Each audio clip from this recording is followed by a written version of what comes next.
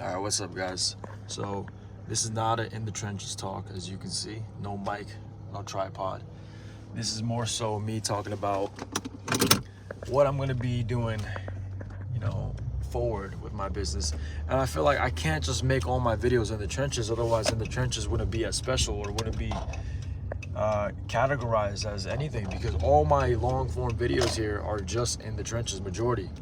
I think all of them literally are. So right now, all I want to talk about is what's gonna happen with my business forward. So as you know, for those who don't know, maybe you came from my Instagram.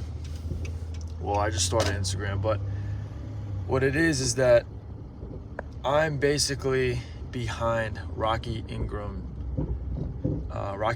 empire. So basically everything he posts, I created.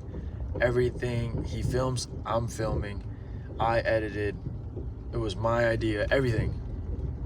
And obviously the only thing I don't take credit for is his exceptional physique. He's 60 years old and he looks like that. He looks better than me. He looks better than majority of 20-year-olds I know. Even I know in fucking online, he looks better than majority of 20-year-olds. So that you can't discredit him for. That's all him. His ability to stay fit, his discipline, his routine, his habits, everything. So that's what I do. I'm basically behind everything in his social media presence, omnipresence.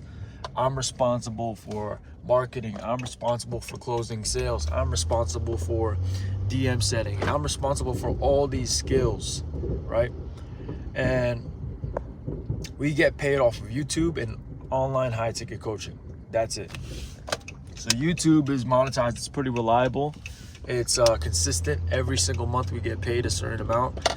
And on online high ticket coaching, I've been struggling because I'm the only one who knows. I'm the only one who has to learn all this stuff. And the thing is, Rocky, all he wants to worry about is filming, just filming the content, and then after that, he's good. But when it comes to coaching, all he wants to worry about is just one-on-one time with his clients. That's it. So he doesn't really want to learn any of the business stuff. And I feel like we would be a lot more powerful if he did. But at the same time, this pushes me to be able to understand things a lot better and gives me confidence that when it's time for me to help other people, other fitness coaches, that I'm over-credentialized. I don't know if that's even the right thing, but I have all my credentials that I could fucking do this shit, and I'm really fucking good.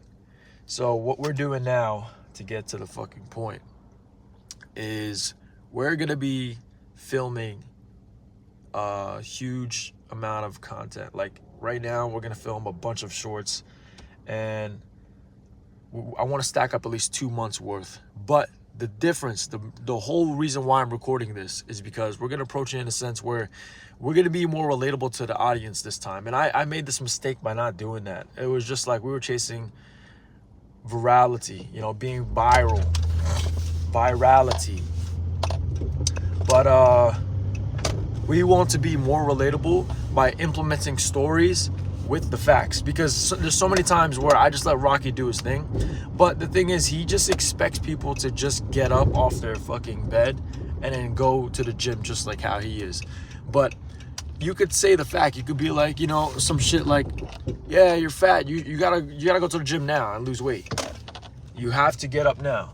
Like that won't work with people.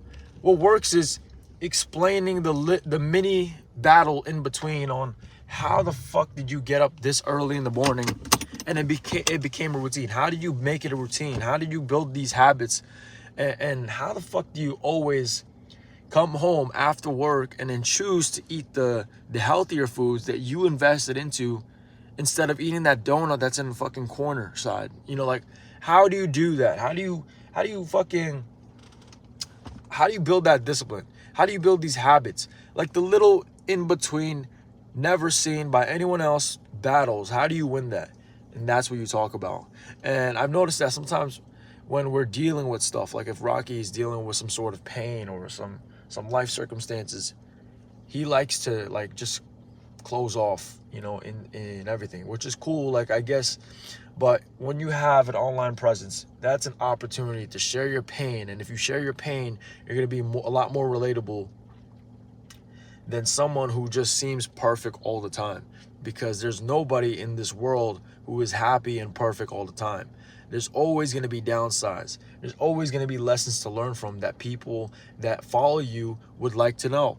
But sometimes Rocky just, he's too vague with his statements. He's not as specific as I would like him to be. So this time, August 24, 2025, we're going to be dialing in some relatability content, some storytelling content, and just overall building that solid community across all platforms. YouTube is already like that because we give so much value in the long form videos. We give everything away for free. His diet, his grocery shopping list, everything, breakfast, dinner, snacks. We give away everything for free.